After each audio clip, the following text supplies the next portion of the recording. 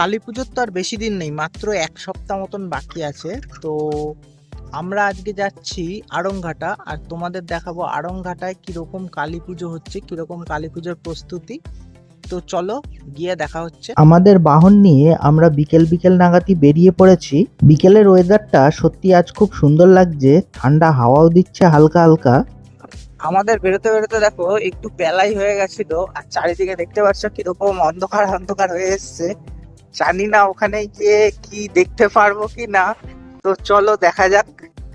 আমাদের ড্রাইভার দেখো খুব সুন্দরভাবে গাড়ি চালাচ্ছে, একদম পুরো কি বলবো নিট অ্যান্ড ক্লিন, একদম সাই সাই করে বেরিয়ে যাচ্ছে, কোনো চাপ নেই। আমরা আড়ংঘাটা চলে এসেছি, আর এই দেখতে পাচ্ছ এটা হচ্ছে গোল্ডেন টাচ, আর হচ্ছে শতদল ক্লাবের প্যান্ডেল। সামনে দেখতে পাচ্ছ প্যান্ডেলের কাজ এখনো চলছে, কমপ্লিট হয়নি। সম্ভবত এখানে সেই মন্দির টাইপের কিছু তৈরি করা হবে, দেখতেই পাচ্ছ এখনো জোর কদমে কাজ চলছে। তবে আর 7 দিনও নেই পুজোর, জানি না এরা কিভাবে কমপ্লিট করতে পারবে, তো দেখা যাক। তো এই দেখো রাস্তা দিয়ে যেতে যেতে আর একটা প্যান্ডেল আমরা দেখতে পেরেছি, এটারও কাজ চলছে এখনো, দেখতেই পারছো বাঁশ বাঁশ দিয়ে ইয়ে করা।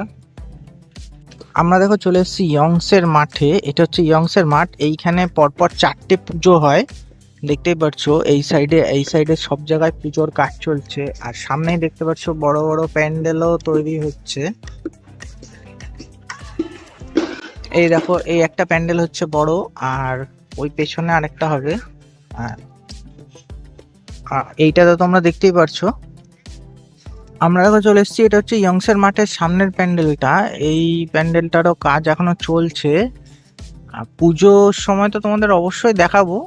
আড়ংঘাটাতে প্রত্যেকবারই ভালোই কালী পুজো হয়, তবে এবছর প্যান্ডেলগুলো কমপ্লিট হয়নি বলে এরকম লাগছে। তো দেখো বাড়ি ফেরার সময় ম্যাডাম বললো একটু ফুচকা খেয়ে যাব, ফুচকা না খেয়ে এখান থেকে যাবো না, তাই ম্যাডামকে নিয়ে আসলাম ফুচকা খাওয়াতে।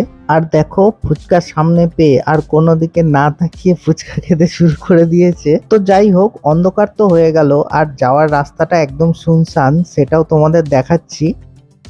তো দেখো আমরা চলেছি একদম অন্ধকার রাস্তার মধ্যে দিয়ে, সামনে দিয়ে দেখো গাড়ি আসছে বলে লাইট দেখা যাচ্ছে, আর না হলে একদম অন্ধকার চারিদিকে। এই রাস্তাতে ম্যাডাম বলছিল যে চালাবে না, ওর নাকি বিরাট ভয় লাগে, রাত্রিবেলা নাকি চোখে দেখতে পারে না। কিন্তু আমি তো শুনেছিলাম যে মা লক্ষ্মীর বাহনরা নাকি রাত্রিবেলাতেই চোখে ভালো দেখে। যাই হোক, বেশি কিছু বলা যাবে না, নালে কখন গাড়ি নিয়ে জঙ্গলের মধ্যে ঢুকিয়ে দেবে বলা যাচ্ছে না। আচ্ছা, আজকের জন্য ভিডিওটা এখানেই শেষ করছি।